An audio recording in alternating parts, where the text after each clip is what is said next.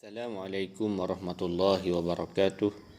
Alhamdulillahi rabbil alamin wassalatu wassalamu ala asyrafil anbiya'i wal mursalin wa ala alihi wa ashabihi ajma'in. Qala rabbi shrah li sadri wa yassir li amri wahlul 'uqdatam min lisani yafqahu qawli, amma ba'd.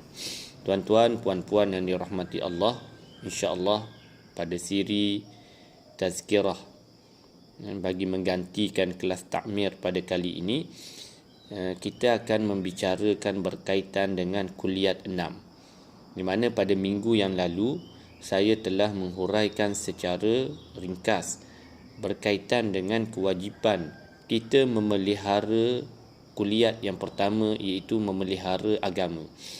Jadi pada kali ini saya akan menyambung kulliyat yang kedua, iaitu kewajipan kita memelihara nafsun ataupun disebut sebagai diri.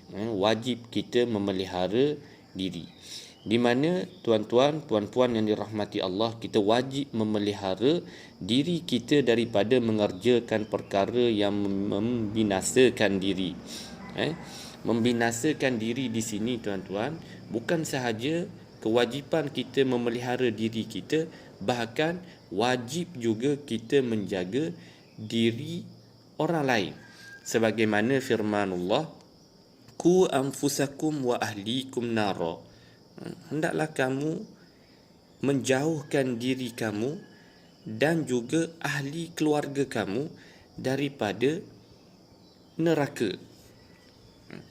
Dan di sana para ulama ada menyebut bahawa cabang iman, terdapat 30 cabang iman, dan disebut di sana serendah-rendah iman ialah membuang sesuatu di jalanan yang boleh menyakiti orang lain.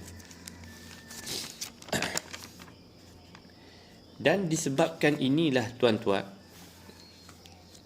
diharamkan bunuh diri. Jadi bila disebut bunuh diri, bukan sahaja bunuh diri sendiri, bahkan bunuh orang lain. Sebab tu di dalam Islam, apabila bunuh seseorang, apabila disabitkan kesalahan, maka dilaksanakan hukuman qisas. Hukuman qisas iaitu bunuh balas.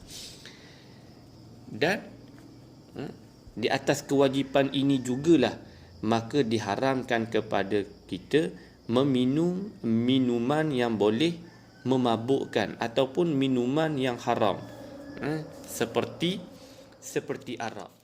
Sabda Nabi sallallahu alaihi wasallam, "Kullu muskhirin khamrun wa kullu muskirin haramun."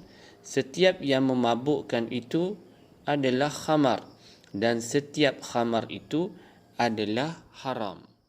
Dan di atas menjaga diri ini juga, kita diharamkan juga memakan makanan yang haram, seperti darah. Sebagaimana firman Allah Subhanahu wa taala, "Hurrimat 'alaikumul maitata wad-dama wa lahmal khinzir." Diharamkan ke atas kamu bangkai, wad-dama dan darah, dan juga daging khinzir. Walau bagaimanapun, tuan-tuan, di sana terdapat pengecualian, di mana uhillat lana maitatan wa daman, as-samaqu wal jarad fal qibdu wat tihad.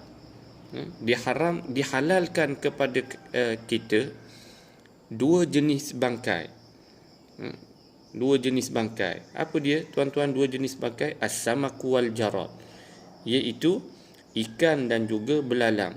Wad-daman, dan juga dua darah.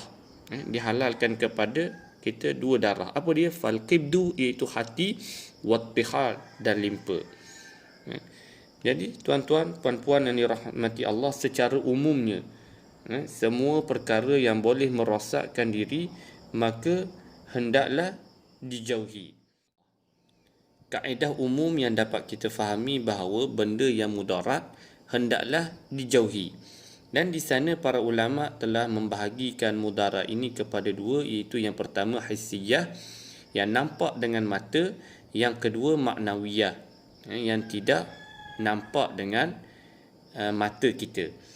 Di mana yang hissiyah ni tuan-tuan, boleh kita fahami bahawa benda mudarat yang nampak dengan mata ni, contohnya tuan-tuan, bagi mereka yang alah dengan makanan-makanan seafood, di mana apabila seseorang itu mengambil makanan seafood, terus memberi kesan kepada tubuh badan, seperti bagi mereka yang mengidap penyakit resdung,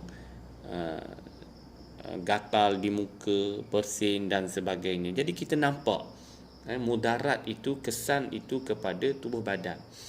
Dan yang kedua iaitu maknawiyah. Maknawiyah tuan-tuan ialah kesan yang tidak kita ketahui, seperti arak dan daging babi. Kerana kadang-kadang arak dan daging babi kita tidak dapat melihat kesannya secara on the spot, tuan-tuan. Kadang-kadang ia memakan masa, seperti arak. Arak apabila minum berlebihan, barulah kita nampak kesannya. Bagaimana hukum jika kita minum sedikit? Ia tidak memabukkan. Walau bagaimanapun, dari segi hukumnya ia tetap haram. Begitu juga dengan daging babi. Seseorang yang makan daging babi, kadang-kadang kita tidak dapat melihat kesan pada tubuh badannya on the spot. Ia makan masa yang lama. Walau bagaimanapun, sejak akhir ini tuan-tuan, dengan adanya kajian saintifik, ia menunjukkan kesan yang tidak baik kepada tubuh badan kita. Justru tuan-tuan, sama-samalah kita menjaga diri kita daripada perkara-perkara yang tidak baik ataupun perkara-perkara yang boleh merosakkan diri kita. Dengan sebab itulah Islam meletakkan kewajipan kita menjaga diri kita.